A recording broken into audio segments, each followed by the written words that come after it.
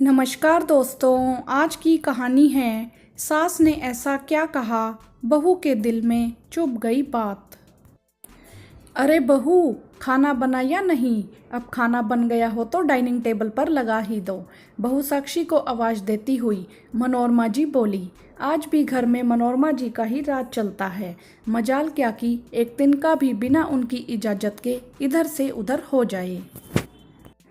अपने इकलौते बेटे रोहित की देखभाल में वैसे ही करती जैसे वह बचपन में रोहित के खाने पीने उठने बैठने का ख्याल करती थी। तो क्या हुआ कि बहू को आए 5 साल हो गए और उनकी पोती भी हो गई। साक्षी दोपहर के खाने को डाइनिंग टेबल पर लगा रही है। दूध से उजली साक्षी के रंग रूप को पसंद कर ही मनोरमा जी ने बेटे के लिए उसे बहू के रूप में चुना था। रंग रूप के साथ साक्षी संस्कारों में भी गुणी थी। इतनी कड़क सास को कभी भी पलटकर जवाब नहीं देती थी। इस बात से मनोरमा जी बहुत प्रसन्न रहती, लेकिन मन के अंदर कभी जताती नहीं थी। उनका मानना था कि इससे बहू सिर पर चढ़ जाएगी। बहू खाना लगा दिया क्या? और हाँ, बूंदी का रायता बनाया कि नहीं? जानती हो ना कि उसे बहुत पसंद है। एक रविवार ही तो आता है जिस दिन मेरा रोहित दिन का खाना बड़े सुकून से खा पाता है। हाँ माँ, खाना लगा दिया। आप आइए टेबल पर, मैं रोहित और रिया को बुलाकर आती हूँ।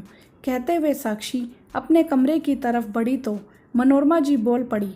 नहीं, रहने दो बहू, मैं जाती हूँ रोहित को बुलाने, तुम रिया को लेकर आओ। कहते हुए रोहित के कमरे की तरफ बढ़ी। बेटे के प्यार और उसे जताने के चक्कर में उन्हें इतना भी ध्यान नहीं रहता कि वह एक पत्नी के अधिकार क्षेत्र का भी हनन कर बैठती हैं। ऐसे में साक्षी को रोना आ जाता, लेकिन एक बेटी की माँ होने के नाते जानती थी कि सासू माँ ये सब बेटे के प्यार में अभिभूत होकर करती हैं। सब डाइनिंग टेबल पर बैठ खाने का आनंद ले रहे थे। खाने में मटर पनीर, सूखी भिंडी, जीरा राइस, रोटी के साथ रायता, सब कुछ रोहित की पसंद का। साक्षी ने सबकी थाली लगाकर सबके सामने रख दी। रायता कटोरी में डाल रही थी कि मनोरमा जी बोल पड़ी। बहू, यह क्या? रोहित के रायते की कटोरी का किनारा टूटा सा है, देखो। लगता है अच्छा स्टील नहीं है। कटोरी को उस दुकान वाले के सर पर पटकती हूँ कल। रोहित को उसमें रायता मत दो, टूटे बर्तन में खाने से उम्र कम होती है। अच्छा माँ, ठीक है। कहते हुए कटोरी को किनारे रखने लगी तो मनोरमा जी बोल पड़ी। बहू, वो कटोरी का रायता तुम खा लो। उनकी बात सुनते ही साक्षी उनका मुंह देखने लगी। अपने बेटे के लिए जो अच्छा नहीं, वह बहू के लिए कैसे ठीक है। सासू माँ का बहुत कुछ सुनते आ रही थी। आज की बात उसके दिल में चुभ गई। आंखों में आए आंसुओं को रोकने लगी। अभी असमंजस में थी कि कुछ बोले, तभी रोहित डाइनिंग टेबल से उठकर रसोई में गया, एक दूसरी कटोरी लेकर आया। साक्षी के सामने रखते हुए बोला, साक्षी अपना रायता इसमें डालो। फिर माँ की तरफ मुखातिब होकर बोला, माँ टूटी कटोरी में नहीं खाते। मैं बचपन से सुनते आ रहा हूँ। अगर मेरे लिए टूटी कटोरी में खाना सही नहीं है तो क्या साक्षी के लिए सही है? उसकी उम्र से आपको कोई फर्क नहीं पड़ता, लेकिन मुझे पड़ता है, क्योंकि वह मेरी जीवन संगिनी है। मनोरमा जी बेटे के मुंह से यह शब्द सुनकर शर्मिंदा और हैरान थी। हैरान इसलिए कि रोहित के मुंह से आज तक अपने लिए विरोध का एक शब्द भी नहीं सुना, और शर्मिंदा इसलिए कि बहू के लिए उनकी सोच इतनी खराब है। आज अपनी सोच पर उन्हें खुद शर्म आ रही थी। पति की बातें सुनकर आंखों में रुके आंसू बहने लगे। फिर जल्दी से दुपट्टे से उन्हें पोंछते हुए बोल पड़ी, माँ आप खाना शुरू कीजिए, ठंडा हो रहा है। रोहित बैठिए ना, खाना ठंडा हो जाएगा। उसकी बात सुन सासू माँ बोल पड़ी, नहीं बहू, पहले तो मुझे माफ़ कर दे, मुझसे बहुत भूल हो गई। रोहित सही कह रहा है, मैंने ये कैसे सोच लिया।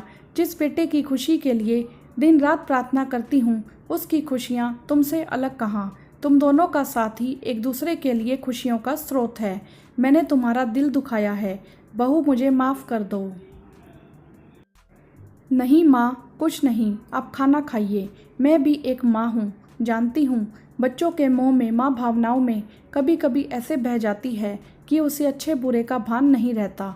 आप निश्चिंत हो जाइए, मुझे बुरा लगा था, लेकिन अब मेरे दिल में कोई दुख नहीं। कहते हुए साक्षी ने खाने का एक निवाला माँ के मुंह में डाल दिया। मनोरमा जी बहू के विशाल हृदय और संस्कार को देख भावुक हो उठी, आंखें सजल हो उठी और हाथ बहू के माथे पर आशीर्वाद के लिए उठ गए। अरे कोई मुझे भी खिला दे, यहाँ देखो माँ तो बच्ची बनी है। कोई बात नहीं, मुझे मेरी बेटी खिलाएगी। रिया आ जा, हम दोनों साथ में खाते हैं। इन दोनों ने तो एक टीम बना ली और देखो मेरी माँ ही बच्ची बन गई। रोहित ने माँ को छेड़ते हुए कहा तो सभी खिलखिला पड़े। रोहित ने आगे बढ़कर बात को संभाल लिया, माँ को गलती करने से बचाया और पत्नी के मान सम्मान और उसकी भावनाओं की रक्षा की। परिवार का मतलब ही यही है कि जहाँ एक की गलती को दूसरा सुधार ले। वीडियो को लाइक करें, शेयर करें और चैनल को सब्सक्राइब भी करें। धन्यवाद।